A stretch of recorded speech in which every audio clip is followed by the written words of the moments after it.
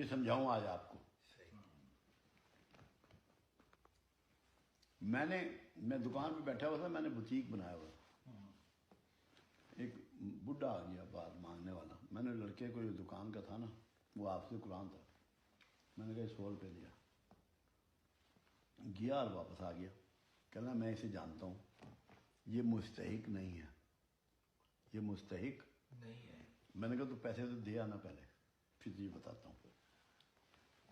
بات یہ ہے فاروقی, اللہ کے رسول کی مسلم اور بخاری کی حدیث ہے, حقدار کو بھی دو نا حقدار کو بھی دو. حقدار کو بھی دو نا حقدار کو بھی دو.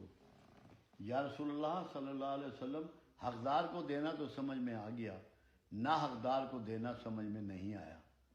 فرمایا اس لیے کہ جو تجھے ناحق مل رہا ہے وہ بند نہ ہو جائے.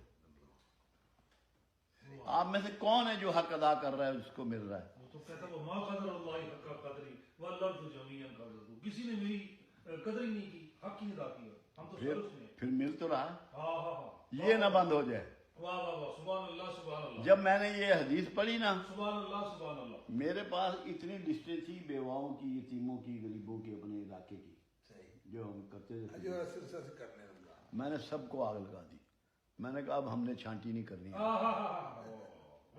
چھانٹی چھوڑ دی. بابا جی میں آپ کو دوسرا لینا, I love you, I love you, I love you, I love you, I love you. ہم نے چھانٹی ختم کر دی, love you, love you, I love you. کیونکہ حدیث مبارکہ پڑھ لی, بات سمجھ میں آ گئی. سبحان اللہ سبحان, love you, love you, love you, مزہ آ گیا, مزہ آ گیا.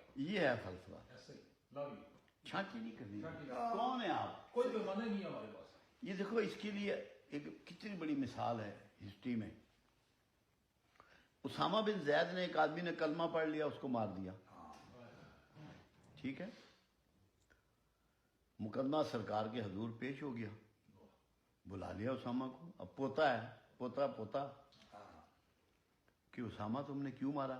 یا رسول اللہ صلی اللہ علیہ وسلم, اس نے خوف سے کلمہ پڑھا جان بچانے کے لیے. فرمایا کیا تجھے نیتوں کا حال بھی پتہ لگ گیا؟ آپ کو کیا پتہ ہے کہ اس کے حالات کیا ہیں؟ بس بے شک بے شک, ماشاء اللہ.